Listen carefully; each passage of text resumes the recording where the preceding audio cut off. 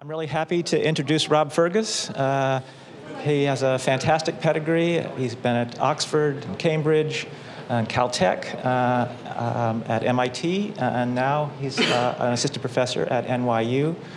He's worked with some of the best people in computer vision, including Andrew Zisserman, Pietro Perona, and Bill Freeman.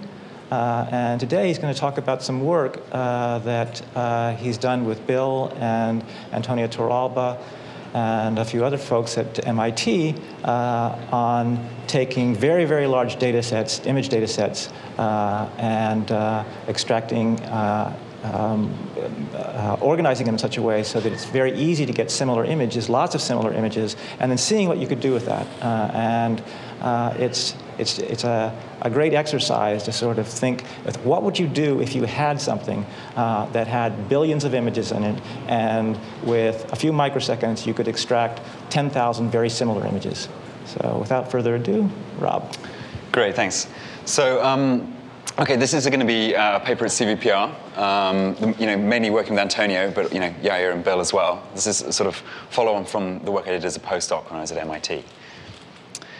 So just to clarify for everybody what I'm talking about here, I'm interested in the problem of object recognition. So you take an image like this, it's just a load of pixels, and you somehow want to understand the objects in it. So you want to understand there's an elephant here and a person sitting on a sofa and things like that. Okay, so it's sort of pixels in, high-level representation out. That's the overall goal, what we're shooting for. And what I'm going to talk about today really is this notion that the internet contains just billions of images, okay? And so here you can just see a sort of random sampling of images you might find. And you can see there's really everything, okay? You're really spanning the visual world, all kinds of people, scenes, places, objects, and so on.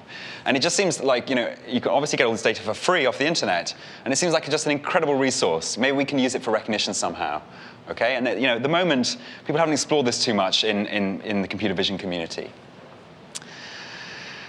Okay, so we had a little sort of toy experiment. So we went out and gathered about close on 80 million images using the image search engines. Okay, so we used your one and the various other ones out there to collect as many images as we could.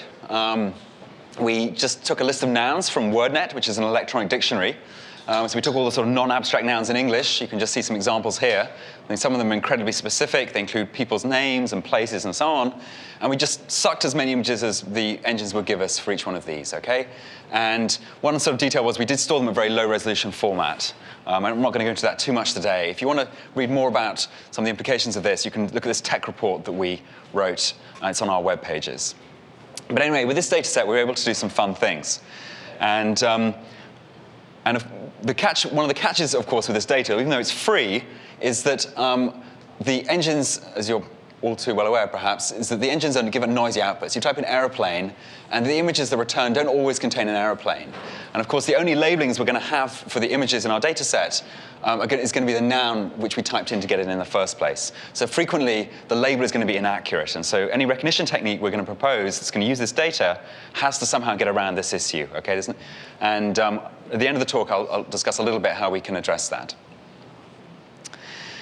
But what I'm really going to talk about is what I think is really exciting about one exciting thing we're able to do with these 80 million was to show that very simple methods like nearest neighbors actually works very well when you have large amounts of images. So here's your little query image. You want to know what it is. If you just have a few thousand images, in this case sort of 8,000, the neighbors, there are some other people and so on, but there's quite a few weird objects in there too, okay? But you can see as you just increase the amount of data you have, this is sort of at 80 million. You can see by now you're getting really people in the same sort of pose, same sort of background, same color clothing. Their arms are in front of them and doing the same sort of thing. So in fact, the content of these images is really very, very similar indeed to your query. Okay, and so just by having a lot of data and finding the closest neighbors, the hope is that these guys, perhaps, having the same objects in them, are going to do a fairly good job. Perhaps you might be able to use them to tell you what's in this image. Okay, that's the basic idea. And so clearly this is a very simple thing, but this is quite a different direction in some sense to the way the most computer vision algorithms work at the moment, when they really only consider a few hundred training images and then try and build some very complicated parametric model. So in this case, it's really non-parametric. We just want to find neighbors that look similar to our query and then figure out how to transfer the text labels we have from these images to this guy. Okay, so that's the overall scheme I'm going to talk about. Now, one of the really important things here, of course, is what distance metric? How do we somehow decide that this image is close to these guys and far away from all the other images in our 80 million? And so in some sense, our sort of vision problem has now been morphed into sort of defining this similarity metric between pairs of images. Okay, and just to show you that this is just one example of people, but if you have landscape scenes, you can see that really by the time you get down here, things are really much more consistent than they were with just a few thousand. Now you guys, this is 80 million. I'm guessing you probably have a couple of orders of magnitude more than this. You can, I mean, it's simply going to get more and more consistent with the scene that you have up at the top there. And similarly, this is just another example. Okay, so for the kind of scheme I'm talking about, oh, sorry, yep. Just wondering, do you filter out duplicates in any way? Okay, so so we filter out the duplicates within each word. The question was, do you filter out duplicates in any way? The answer is that we filter out the duplicates within each word, but between words, we haven't done anything yet, okay? So there's in some of the experiments in the tech report where it will be very sensitive to that. We have manually removed them, okay?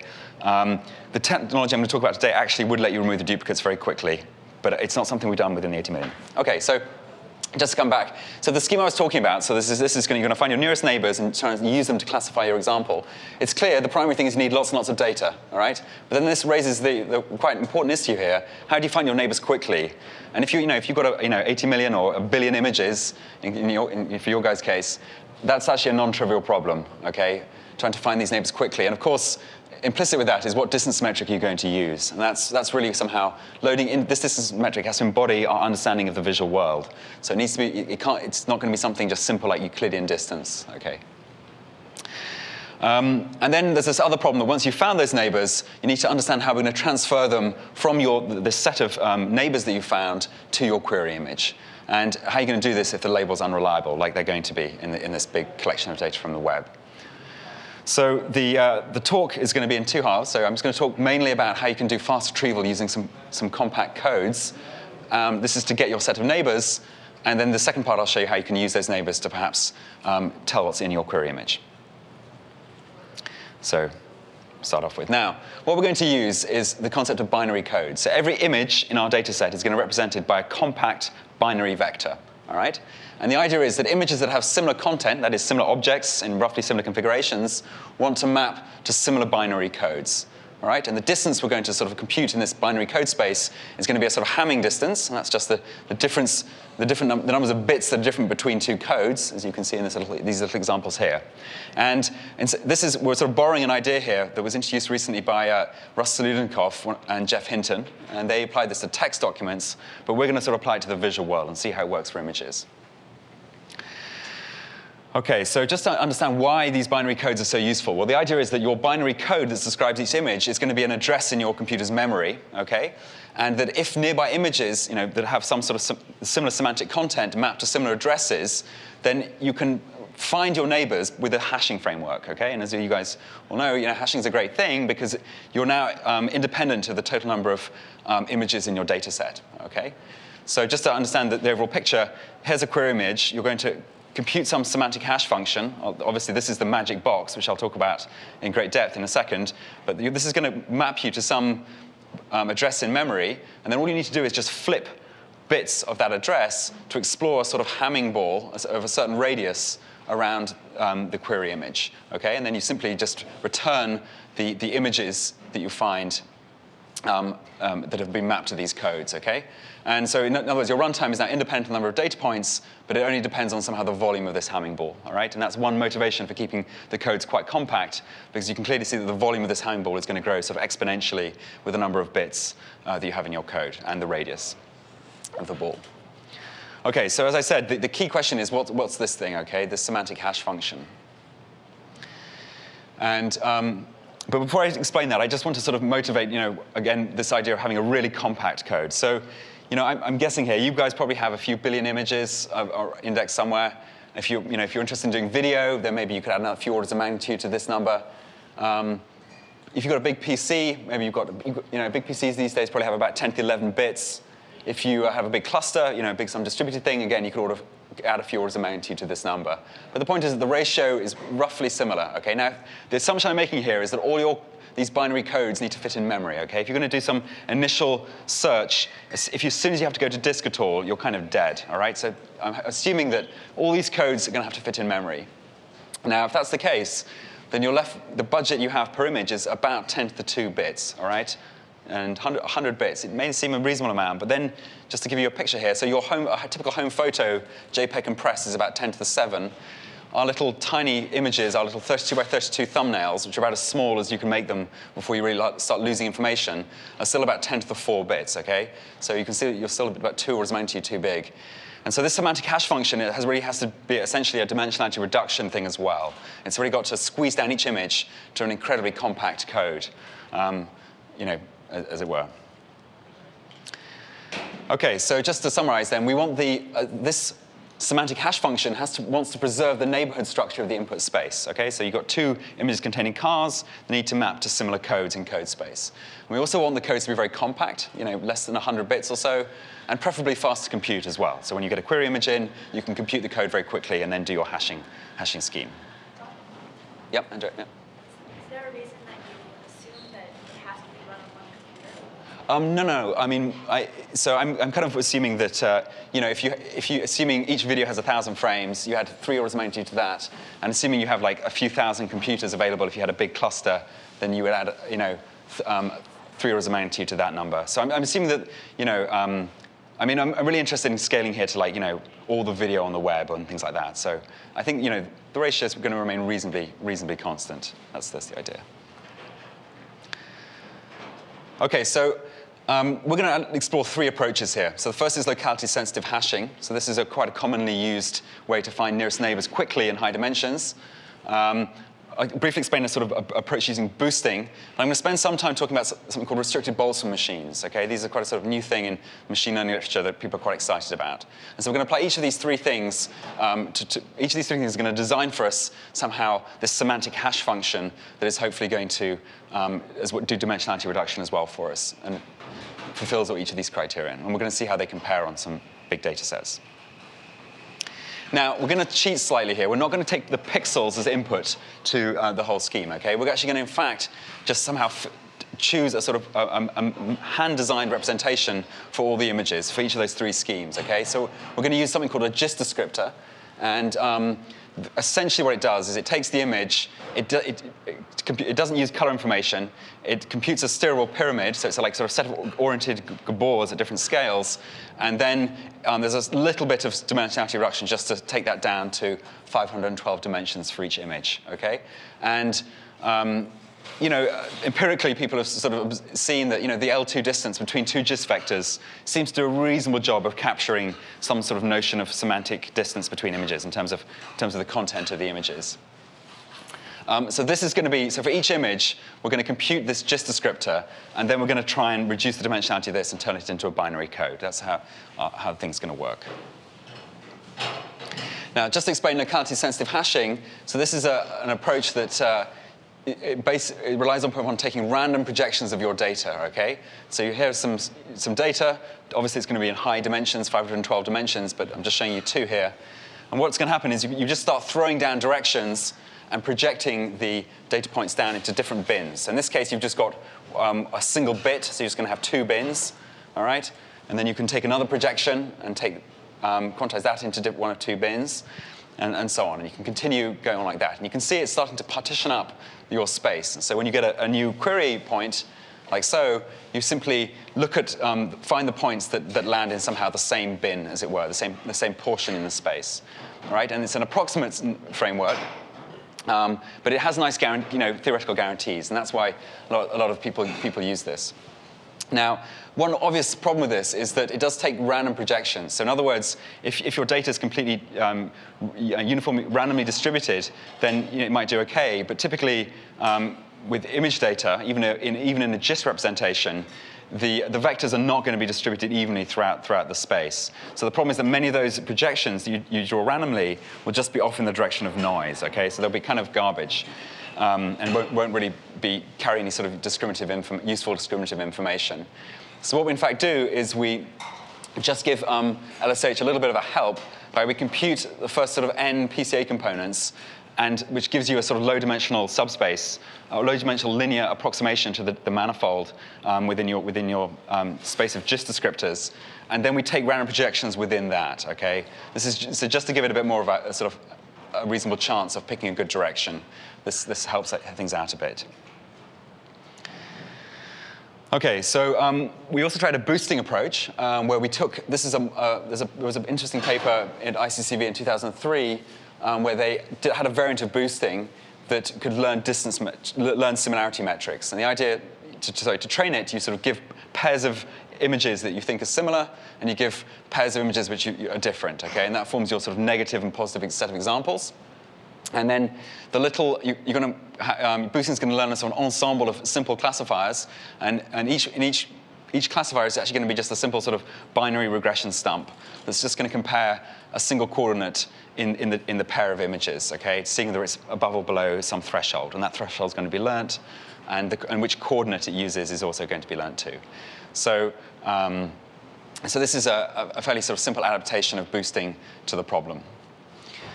But I want to spend a bit more time talking about these restricted Boltzmann machines. So what if these are actually an instance of these sort of deep belief nets? What I'm showing you here is a single layer in what's going to be a sort of multi-layered network. Okay, so you have two sets of nodes. You have visible units and hidden units.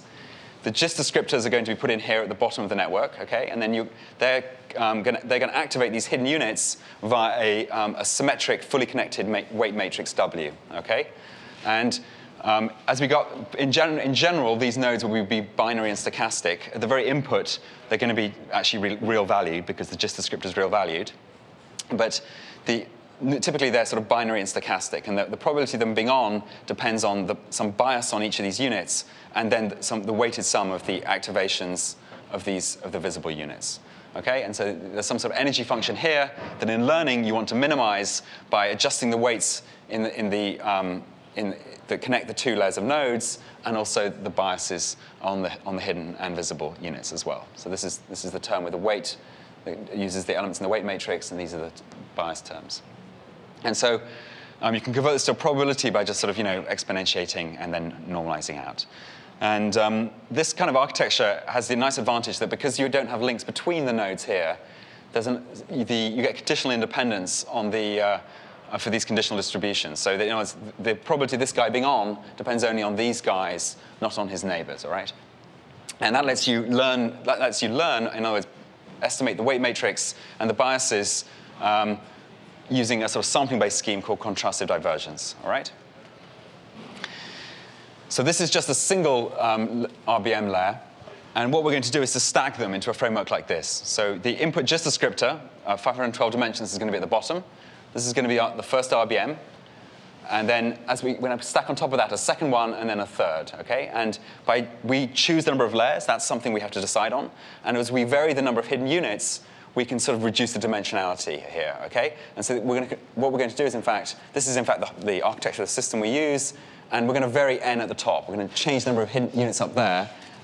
And so each unit here corresponds to a single binary bit. Okay? So just vector in, binary code out at the top. And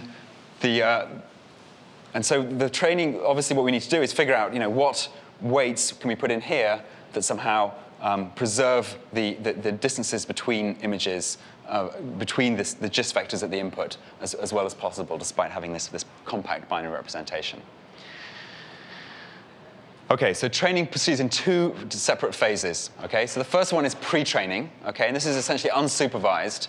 And the idea is here, you're just going to somehow estimate the weights in each of these big blocks. Okay, there's no label information used, and this is obviously great because with the data from the internet, we don't have any labels we can really trust, and we essentially got an unlimited amount of data that we can throw at this pre-training phase.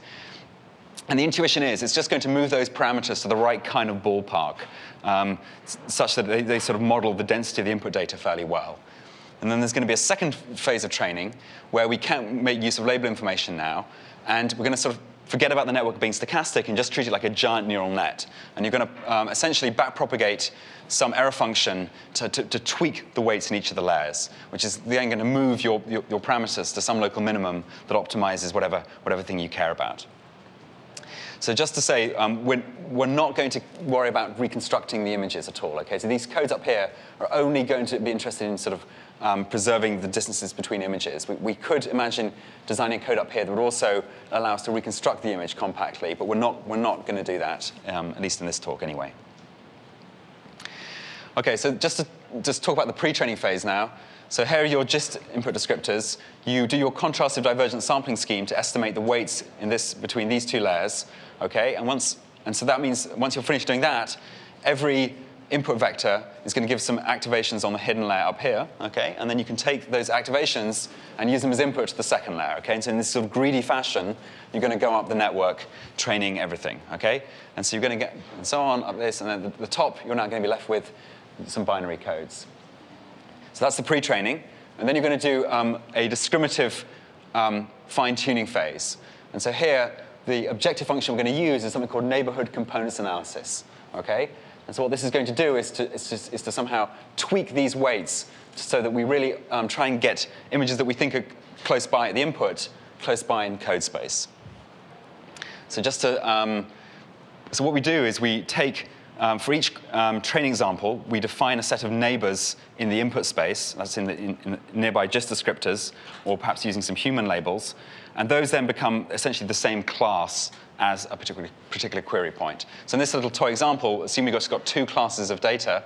Okay? What I'm showing you here is a visualization of their coordinate at the output of the network. Now, normally that's going to be a binary bit. What I'm showing you here is a visualization of somehow the probability of activation of each unit at the top. Okay, and this is the cost function we're going to minimize. Just don't worry too much about the math. Essentially, the position of this thing is going to depend on the weights in your RBM network. Okay, and if you try to optimize this criterion, what it's going to do is to twiddle those weights in such a way that, given a particular query point, you want to pull images of the same class closer to you, and then you want to push away ones that are close to you but of a different class. Okay, so in this way you're somehow trying to preserve the neighborhood structure of the original input space. And then you pick a different query point, pull the guys of the same class toward you, and push away with the other guys. All right, and so if you do this, it's just going to preserve the structure of the original high-dimensional space. But this is going to be somehow this is all happening in your code space. Okay. So we tested on two different collections of data. So the first one we had is something called LabelMe. This is one of these open source tools that lets you, upload photos and draw around objects and attach a text tag to them. We had 22,000 images on that one. So we had 20,000 training examples and 2,000 tests. All right, and we had the luxury of ground truth segmentations essentially for all the objects. So pretty much every pixel in these images is labeled. Okay, so it's obviously not going to be the case for the web data, but it lets us evaluate things a bit more closely. Now here, because we've got some ground truth labels on the images, we can actually define a sort of ground truth metric between images. Okay, so in other words, you can just look at somehow the number of pixels that share the same label in a pair of images, and that's going to define for you somehow how close the images are.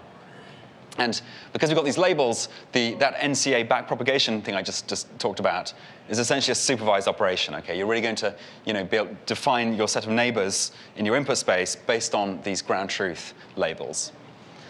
Now, and then for the web data, we have 80 million images collected from the internet.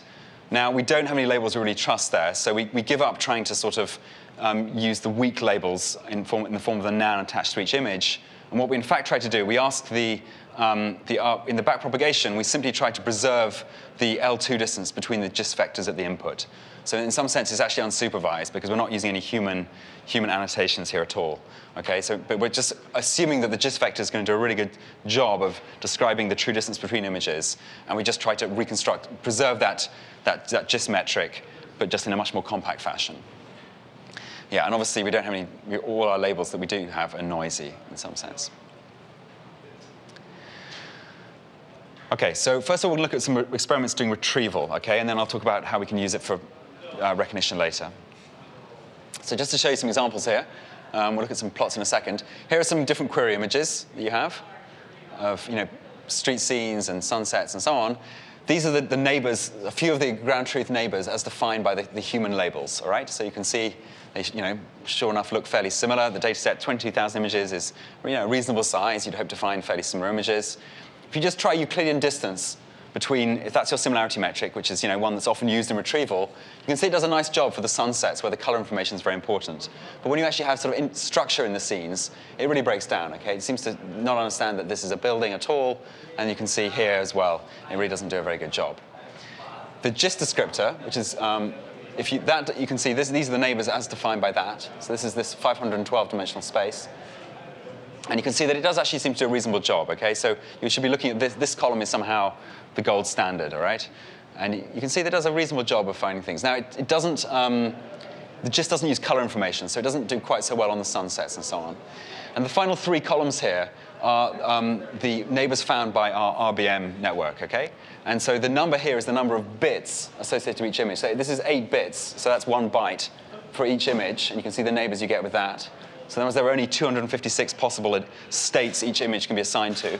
This is with 16 bits, and this is with 32, okay? So with 32 bits, you can see it actually does a reasonably good job of approximating, matching the performance of gist, and it's still pretty close to the ground truth thing here. It seems to the color information isn't in the gist descriptor, so it's having a difficult time on the sunset images, though.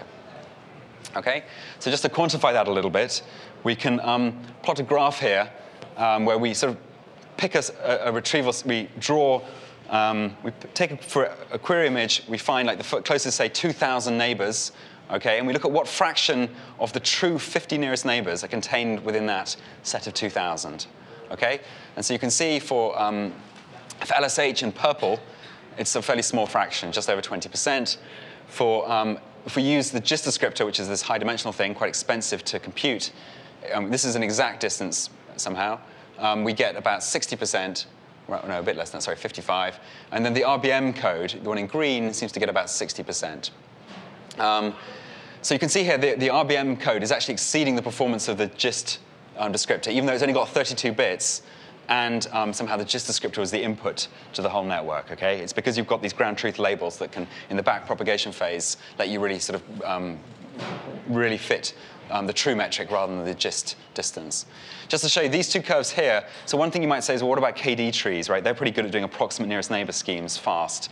And indeed, you can get them to be pretty fast. The best one we found was David Lowe's implementation. He uses it for SIFT in 128 dimensions. And I sort of grabbed his code and hacked around a bit with it and tried it out on these gist descriptors. Now, they might be fast, but they're also pretty approximate. So you can see they're actually quite a lot worse than the curves we're finding. I also tried to just reduce the dimensionality using PCA a little bit before I did the KD tree, just in case that helped. And it did help, but it's still not as good as our codes that we've got.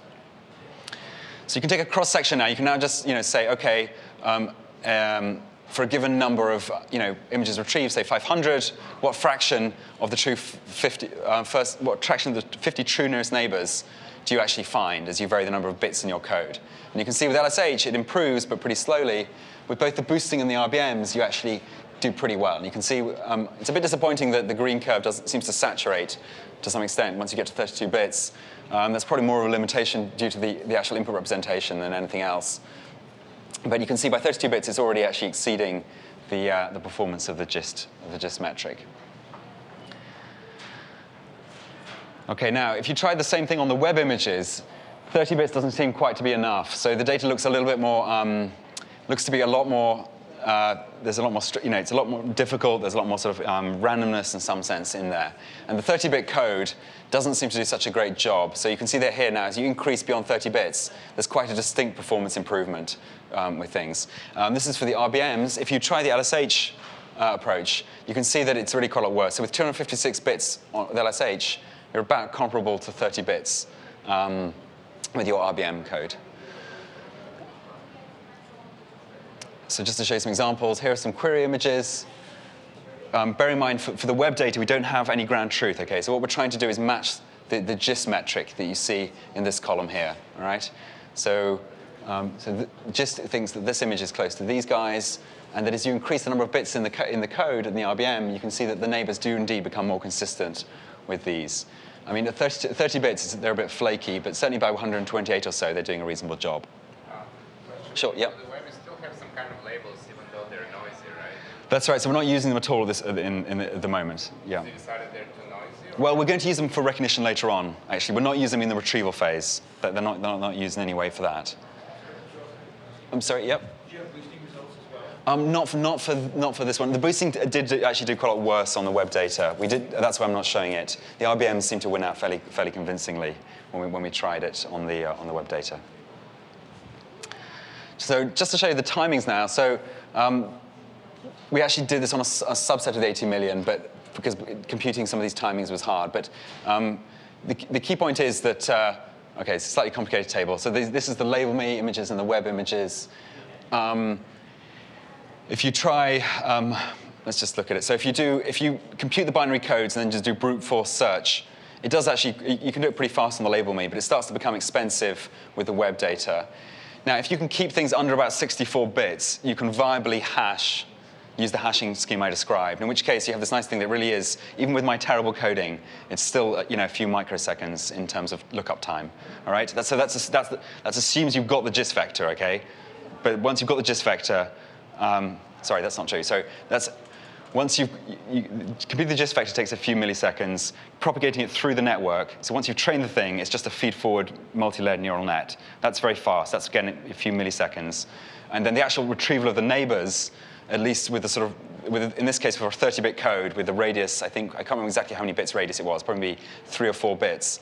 The lookup time was in the sort of microsecond mark. Okay, so at the end, I'll talk about how obviously you could imagine training your RBMs on a different input representation, perhaps JPEG coefficients or MPEG coefficients, so you wouldn't have the sort of annoying pre-processing phases that might slow you down. But the key point is that this time is obviously somehow constant given the size of the data set. Yeah, sure. What is the result of the skill tree? Why does the skill tree is competent? OK, right. So that's a good point. So actually, we did try. So this is one of the other sort of KD trees. Oh, sorry. The question was, why is the spill tree slower than the brute force in this LabelMe data point here? So we did actually go out and try and find these different implementations. This is Andrew Moore's group at CMU. They had an implementation of a spill tree. The real problem is that the gist vector here is, in this case, 512 dimensions. OK, and these KD trees typically break down in the high dimensional spaces. And so the thing was just cripplingly slow. We did find an alternate version which was very fast but very approximate, which is what I showed on a couple of slides ago. So that's why it's slow, basically. It gets totally murdered by the dimensionality of things. OK, yeah, so that's somehow the important numbers on this slide. OK, so just to show, this is, if you have fully labeled data like the LabelMe, which is obviously a bit of an ask, you can actually do some pretty funky things for recognition, OK? So the idea is, let's just look at this guy. So here's your input image. I'm just showing you the different sets of neighbors here you get with your ground truth metric, with the 32-bit RBM code, and with your gist descriptor. OK, so that number there is the number of bits in a gist descriptor, because it's 512 dimensions of real valued numbers. And I'm showing you down here the the segment, the human labels for each of these little retrieve neighbors. And what you can do, so for this little image here, each pixel here has been decided, its label has been decided upon by a sort of majority voting framework on this set of neighbors. In fact, not just 16 of them, but perhaps I think it's about 50 or 70 or so of them. Okay, so you can actually, just by transferring the pixel labels from your neighbors found by RBM, you can actually do a pretty good job of labeling, in fact, the input image. And you can see here, the car, even though it's very small in the center of the image, you can still sort of successfully label it and so on. And this number here tells you what fraction of pixels in this image are correctly labeled using the LabelMe. Now, of course, this relies upon the fact you actually have these nice set of labels. And you might have that for some sort of peekaboom images or things like that, but you're not going to have it in general on all the images on the web. I mean, this is just to show you what you can do in that case. All right, so just to sort of quantify things a little bit here, let's just look at this plot here. So you can see as you increase the number of bits in your code, this is the fraction of pixels correct in the previous slides images, as it were. And so as you increase the number of bits, you can see it sort of gets close to the number of pixels correct you get from gist, but then it somehow doesn't quite beat it. The black line is the ground truth metric, okay? So you can see that just doing this just voting based on the set of neighbors, even if you have the ground truth set of neighbors available, you still don't get 100%, okay? So you definitely drop something there. So this is, of course, averaged over many, many test examples. This is not just a single test example. OK, so I'm now going to spend a bit talking about how you found these neighbors very quickly using your hashing codes, but how are you going to then actually do recognition? How are you going to say what's in your query image, all right? So the problem you typically have is this. So there's your query image. And then you found very quickly, using your semantic hash codes, these set of images, all right? And these are the nouns attached to them. These are the nouns you use to query the engines in the first place to download them. And you can see that frequently they're completely weird nouns, all right? And sometimes maybe the objects you thought were close are actually completely different to the query. And so you have to somehow overcome that issue. And then you also have to understand that, well, Grover Cleveland, I guess, is some sort of person, but in fact, we don't really care about the fact it's a Grover Cleveland image. We just want, we want to be able to say this is a person, okay? So somehow we have to understand there's a difference in semantic meaning between this word and person. Okay, so this is our sort of one potential way of doing it. So we use Wordnet, all right? So now Wordnet's this lexical, this electronic dictionary. If you type in a word like aardvark, it doesn't just tell you sort of, that it's a noun. It in fact gives you the sort of parents of the word, if you like. So it tells you, it's a mammal, a vertebrate, an animal, an organism, all the way up to entity. So somehow everything is an entity. And sometimes the words might have multiple senses and so on. So in other words, it defines a sort of graph structure relationship between all words in the English language. Okay, so I'm not talking in the visual world here now. I'm talking purely in the sort of textual world. And what we do is we simplify this by taking the most common meaning. Okay, so we take the first sense and just the words on the diagonal here, and you end up with a giant tree structure which relates all the nouns for which we've gathered images. Okay, and so just to sort of give you a quick visualization, what you're seeing here is a heavily decimated tree of some of the animals that we've got. Okay, so you can see you've got mammal, placental, carnivore, canine, dog, wild dog, fox, and so on. So it gives us it tells us how the words relate to one another. All right, now obviously, this is decimated. If I showed you the whole thing, it would be completely incomprehensible. OK, so what we do is, so here's your query image you want to classify. So I should make clear at this point, although it is possible to localize the object within the image, for what I'm going to present in the next few slides, we're just going to attach a single text label to the image, OK? So we're going to sort of classify the global content of the image. We're not attempting to somehow segment the image or localize, in this case, the person within the image.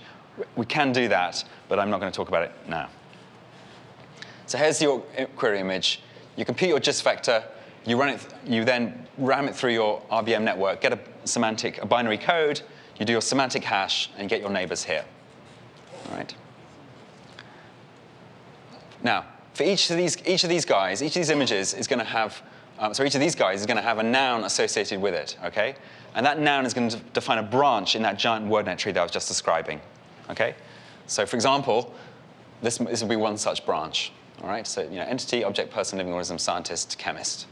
Now, each of these guys is going to have a branch just like this, and of course it'll have different, depending on the label attached, it's going to be a different branch. And what we can do is we can somehow merge all these different branches, just accumulating the number of votes at each node in that giant Wordnet tree. Okay, so as everything's an entity gets pretty much all the votes you can think of. Okay, so maybe there were 75 or something neighbors in the first place. So 73 of the images have a branch which includes the entity node. Now, as you go down the tree, you can see the votes start getting dispersed amongst the different branches of the tree. Okay, and so what I'm showing in red here is the branch which has the most votes. Okay, and at the moment we're doing something very simple. We're just taking one image, one vote. Nothing more sophisticated than that. And you could think about adjusting the vote based on the distance or based on the rank of the image when it was found, and so on and so forth. I'm not doing any of that. It's just very simple. Okay, so the idea is that you can now sort of classify different semantic levels by just deciding where you want to operate. So if you're interested in a very general classification, is it a living thing or some sort of landform or something like that, you can simply take a slice and just look at the number of votes at each level in the tree. Okay. If you want to perhaps be more specific, you could slice down here, and you can see that, in fact, person seems to be getting a lot of votes over the other classes. All right, and so you can see this is another example. This is a woodworking vise, something you might clamp a piece of wood in. The neighbors here, you'll notice, actually don't really contain any woodworking vices, but they seem to be mechanical objects. And when you vote in the Wordnet scheme, you'll see indeed that this is, in fact, the ground truth. This is the branch belonging to this image that we've labeled just for evaluation purposes. You'll see that this branch agrees fairly fundamentally with the branch you obtained by voting, okay, all the way down to device or something like that, okay? Now, the whole purpose of this is that you can you somehow boiled off the labeling noise. I mean, the consistency within the labels will manifest itself somehow in the most common branch. At least that's the hope. And it's a sort of fairly automatic scheme, and it lets us somehow relate the fact you've got two images, one labeled person, one labeled Sir Arthur Conan Doyle. It lets you understand that, in fact, they are basically contain the same thing. That is a person. So, for example, if you wanted to build a classifier to decide whether it's a person or not, the thing all you need to do is, in fact, look at the number of votes that land at the person node. Okay, that's all you need to do to classify whether an image contained a person or not. All right, so just to show you some results now. Now, one class which is particularly somehow prevalent in our data of 80 million are people. So, lots of people take photos of their friends and their family and so on and stick them on web pages. And so when we download, there are many nouns which have as a parent the person node. And for each of those nouns, you're going to get lots of images containing people. So in fact, we found in our 80 million, about 23% of all our images contain people. We want to sort of measure them by hand. And the key thing is that when you have 23% of 80 million, you really do have an awful lot of images of people, such that when you have a query image like this, the query images are really the same pose, same sort of skin color and hair color. If you've got some weird image like this, like two people hugging, you can find out there are images which are very close, right? Two people hugging each other with the same black background and maybe even sort of similar colored clothes. All right. So in some sense, in the space of all possible natural images, this part of the space is fairly densely populated just by collecting 80 million images or so. And so, in other words, if any class is going to work with this kind of nearest neighbor thing and then voting, it's probably going to be people. So to test this out, we collected a separate test set of images, 1,000 images from AltaVista. Showing you some of them here. We typed the word person in and downloaded the images we got. We have high-resolution versions available of them, so we can run other algorithms on them to evaluate by means of comparison, as well as sort of little thumbnail versions if we so want as well. And just to make clear, there's no overlap between our big 80 million training set we're going to use for nearest neighbor lookup and this test set. OK, so the task is, was there a person in the image or not? Which is something that perhaps you normally use a face detector to decide. I'm showing a precision recall curve here. If the raw AltaVista ranking starts off pretty good for the first maybe web page or maybe less than that even, and then it drops down to some sort of baseline performance. Okay, so you can see that there are actually quite a lot of people returned. So even just a random algorithm would achieve a performance like this. If you try running Viola Jones on a sort of thumbnail size version, 30 by 32, you end up with this magenta line here. If you run it on the high-resolution images, you get the green curve. And if you run it on our tiny images, that is, we compute the little 30 by 32 thumbnail, compute the gist descriptor from that, and then compute the binary hash codes, find the neighbors, do the voting, we get the curve in red. Okay, so and this is a 64-bit code. All right, now the key point of this code was not trained. It was never trained to recognize people. It was just trained to preserve the distance between gist vectors at the input of the RBM. Okay, so there's nothing class-specific about this code. And you can see that it's a little bit lower than the Viola Jones detector for low recall, but at a high recall, it seems to do better. Okay, so this is a complete sort of dumb nearest neighbor method here, actually doing pretty well compared to one of the sort of leading face detectors that is out there.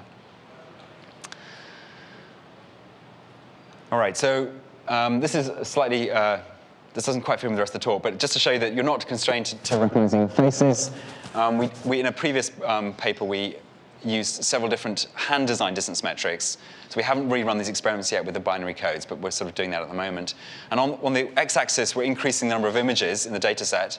And we're going to try and classify 3 different groupings of classes. So these are very general things like food or geological formation. These are much more specific things like bird or insect and so on. And on the on the y-axis, you can see here some sort of average error under the RSC curve. So this tells us how well we can classify each of these classes individually. The number by each word here is the performance we achieve when we're using this metric, dshift, which is some sort of hand-designed metric with 80 million images. And you can see that the curves it's a bit noisy, but they seem to be sort of going up in a fairly sort of linear fashion. The red dot is, I'm not sure how many guys you have exactly, but if you extrapolate this out, you can see that for some of these semantic levels, you would actually be getting a fairly good recognition performance based on this sort of nearest neighbor voting scheme. Okay. You can imagine that if you were to train RBMs with class-specific information, you'd really hope that they would actually do much better than, for example, in the previous slide, you can imagine training your RBM code to try and find people rather than just to try and preserve the similarity metric for all images, in which case you'd hope the performance would improve. So in some sense, the red curve would seem to be sort of a lower bound on what would be possible to achieve. And similarly, yeah, you can imagine training for sort of common classes on RBM code. And so that we haven't plotted it here, we're running the experiments at the moment. OK, so just to sort of start concluding here, so one important observation, we're kind of predicating everything here on the assumption you can really get millions of examples of a given class you want to recognize. Now, if you take the LabelMe dataset and you plot out, if you order the classes by how often they occur in the dataset, and then plot that out, you can see you've got a sort of parallel relationship. So in other words, there are very few classes, like 10% of the classes account for the vast majority of labels in the database. And you might think this is some sort of quirk of LabelMe, but other people have found sort of similar things, okay? In other words, things like people, things like cars, things like, sky and road and things like this occur incredibly often in our visual world, all right? But there's this massive tail all the way out here. There's all kinds of weird objects that you see now and again, like aardvarks and sort of hedgehogs and things like this. All right? Now, there's no conceivable way. So our recognition scheme is only ever going to work in this kind of framework here, where you really will have millions of examples of a given class available to you. They're never going to work. You're never going to be able to find like 10 million, aardvark images or something like that. Okay? So there's still a place for the sort of traditional methods that people are trying to think about in vision, that is building quite complicated parametric models that can train off relatively small amounts of data. But I think there definitely is an interesting avenue here. Like if you do have just absolutely tons of data, trying these sort of simple nearest neighbor things with perhaps some sort of relatively clever distance metric to find you neighbors. Okay, so yeah, so it's a sort of basically saying that what I've talked about isn't a sort of panacea to solve computer vision, but perhaps it does have a role for certain classes. Okay, so just to wrap up, so I've shown you how you can build some pretty compact codes here for retrieval, right? I mean, 32 bits is pretty small, and you can, with a big machine or with a cluster, it then becomes feasible to store really, huge numbers of images. The number of bits you need to get a decent retrieval performance does seem to depend on the data set, and so this is something, and we definitely feel there's a lot of room for improvement. The codes we're getting with the RBMs don't seem as efficient as they could be, and that's one thing we're sort of exploring at the moment to understand what's going on there. I think the gist descriptor input is a bit of an unfortunate kind of hack. I mean, we did it because we had trouble training the RBMs direct off pixels. They're kind of tricky things to train, these RBMs. I mean, you can imagine using alternate representations, maybe, so you don't have to even decompress the image, like MPEG or JPEG coefficients. And if you could train things like that, then A, it might work better, and B, it will also be faster as well. But I guess the overall message really is, you can do fun things with lots of data, and you guys must have, lots of images, and your expertise is in retrieval, so it would seem a kind of natural method for you guys to try out. And obviously, I mean, I've talked about still data here, but video, it seems an obvious application, given that the methods are designed to scale up to sort of billions of images and so on. OK, so that's it. I'm done.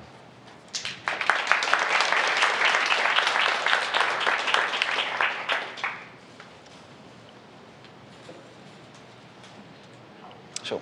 So the approach sort of, it's got kind of this layer cake structure where, the first thing that you do is you take an image and you aggressively downsample it, and then you turn it into a just descriptor. And, oh, sorry.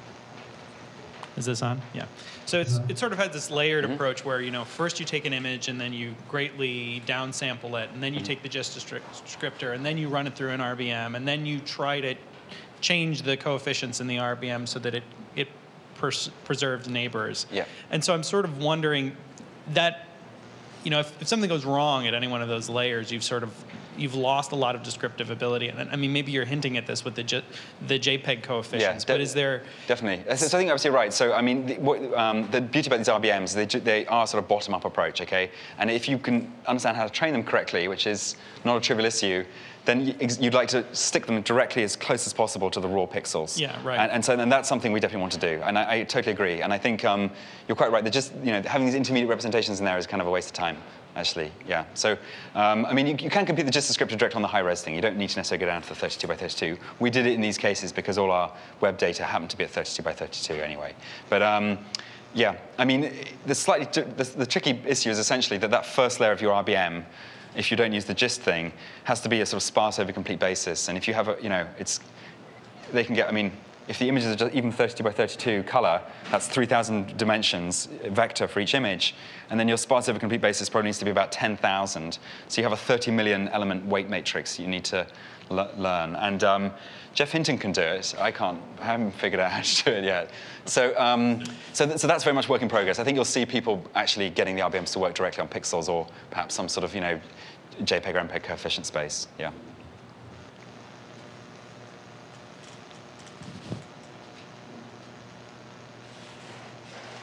mentioned this issue of many of the classes only have. You mentioned this issue that many of the classes may have, say, less than 100 training images, but at the same time you have the semantic hierarchy. So, for example, 100 images of 100 aardvarks and iners maybe are complementary and could be used in some. Yeah, that's absolutely right. So, So that's one of the beauties about that Wordnet thing. It lets you aggregate your relatively small set of images for each of those obscure nouns, all those different species of aardvark, and then you go up to, I don't know what an aardvark is. What is it? Is it a mammal? And maybe if you go up to the level of mammal, you can recognize. Okay, maybe you can recognize it's got like 4 legs or quadruped or something, and that's exactly right. So you might not be able to recognize. So that's true. So that gives you this interesting thing. The Wordnet thing. If you don't have enough examples, you're forced to move up to a sort of higher semantic level. So you're forced to classify in a more general sense than if you have like lots of images of cats, because all these, people like to put the pictures of their cats on the web. So you could probably, do quite a good job of recognizing even individual species of cat potentially, if your RBM did a good, was trained well. So one quick question was, I guess in the LabelMe problem, it seemed like the boosting performed pretty close to RBMs, right? But on the labeling, the LabelMe problem that you had, boosting was pretty close to RBM. Right. Right. So the question might be, is in the web problem, are you really not optimizing the right objective function? Is not the right loss function for? Well, actually, so one of the reasons, so quite possibly. I mean, so me and Antonio would independently trying to, he was doing the boosting, I was doing the RBMs, and we were trying to sort of fight it off to see who would win.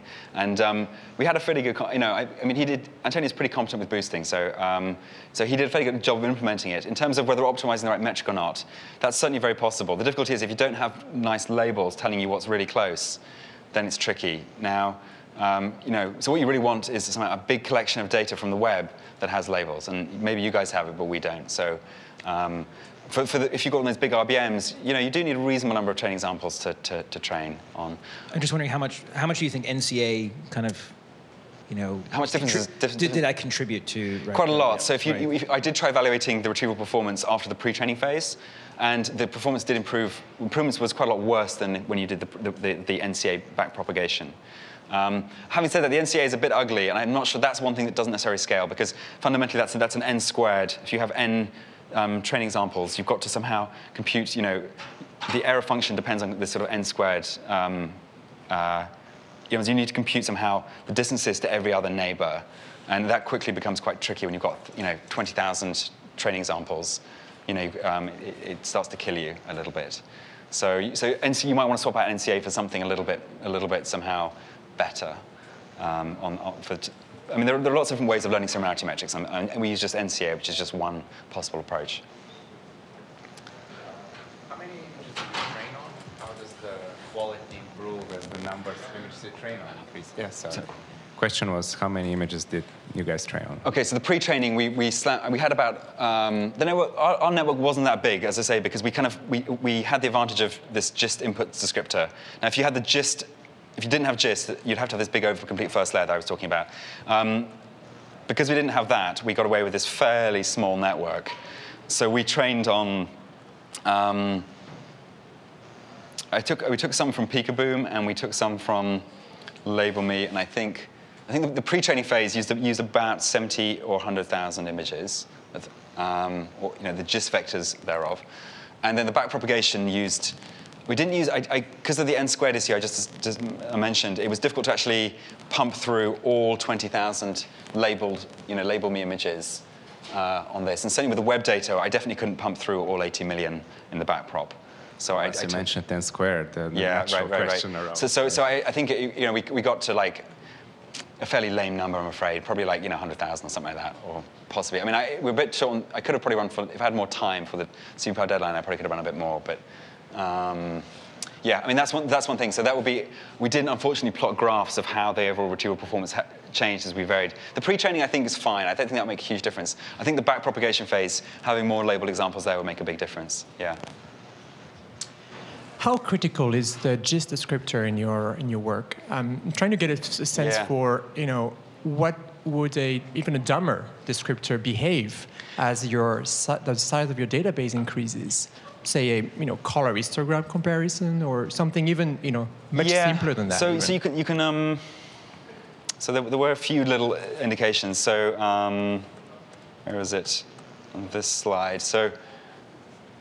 This is the this gives you some measure of some performance measure using like human labels. Okay, so you're never going to beat this in some sense, and you can see that we drop. Well, it is quite a substantial fraction just based on the gist using the, and of course in this case in this case the gist is the input representation to the RBM, and so you can see that the things are having a tough time kind of beating it. Essentially. But how about a different target metric? So instead of just something else. Yeah, it'd be interesting to try that. Right. I mean, certainly. So one thing, for example, definitely we could include would be color information. I mean, I'm sure that would probably help a little bit. But I see what you're saying. You just swap out a different one. We didn't try it. It'd be fun to try. Sort of. The interesting aspect is where should I put my effort in if I wanted to reproduce this work? Should I put it in in the descriptors, or instead should I put it in? And it looks to me that the RB, the model that is used behind it seems to be the most critical part. But I sort of wanted to get your sense behind it. I would. So actually, at least what I'm trying to do is actually. Throw away the gist completely and just go straight to the pixels or the JPEG coefficients. I think, if the RBMs do their job properly, I mean, this is essentially what people like Mark Aurelio and Jan are doing, is trying to train really good, feature representations for learning images. So that first, if your sort of V1, V2 kind of layers of your visual system, that's what you want to be learning in these first layers of the RBM. And instead of taking these handcrafted things that are kind of pretty, basically guesses at what's good, you should learn. Yeah, so I mean, I'm advocating learning over hand designed. Yeah, basically. So, yeah. So, just a second ago, you said that if you added color information, this might be a great combination, right? Well, I think it would certainly help. I mean, it's a sort of. But think about the consideration, right? So now, say you wanted to do this with gist and color. Yeah. Now, how would you integrate this into your hashing function? Because really, what you want is everything that has this texture and everything that has this color, right? But these are two separate metrics. Oh, but the RBM would learn those correlations, right? I mean, so you just shove it in the bottom. But I'm saying they're not correlated, right? So say take like a class like maybe automobiles, right? Well, they're not totally independent either. I mean, the color and the content and the texture somehow. So I'm saying that you're talking about your gist features, and you're talking about another feature. But I'm saying this whole system makes very much sense, describing going from a single type of feature descriptor, the gist in this case, and you're saying you could do it with JPEG. Well, no, because so if you could imagine just concatenating two things together at the input, and I mean, all the RBM does is try to it tries to learn the correlations between them. So as you move up the network, it's increasingly kind of the hidden units at each node become increasingly sort of independent to one another, so that all the correlations between the variables at the input somehow should be learnt in the low layers of the network. So so bear in mind that, for example, the first layer, your weight matrix is dense, so you can have a single hidden unit there would couple elements in both your input descriptors and so on. So it should be able to learn those, I think. I think what Eric, the point he's trying to make, like, let's say cars are independent of color, right? So basically, once you've mixed color in, and now all the cars in your set will be further away, right? Because they're different colors. Well, no, but your NCA metric would have labels saying that. It would say that the NCA, when you do the backprop, that would be in there. No, I mean. But then for certain things, color is important. So maybe a global RBM is not going to work for LabelMe once color is in there. Yeah, I mean. I'd say it's along the same lines. I mean, you're assuming that there's always this fixed relation between classes, and you can create this one feature vector and it can just sort of split it up. But I'm saying there, very frequently you're looking for something as a combination of both. It seems. I guess I'm not quite. I mean, the RBM is just this giant box that tries to learn. Just as there are structure between coefficients of. So I mean, if there, for certain types of input, for example, color is useless, and for certain types of input, the color is good. You would hope that. When you do the backprop, you would have different sets of neighbors. Like your car neighbors would all be different colors, for example. And so for that type of input, the thing would understand that it should ignore for certain types of texture, card-like texture, it shouldn't care about the color information, and vice versa. So I'm not quite sure. I sort of think that's I don't quite say that's a problem, but we can talk offline. Yeah, yeah, sure.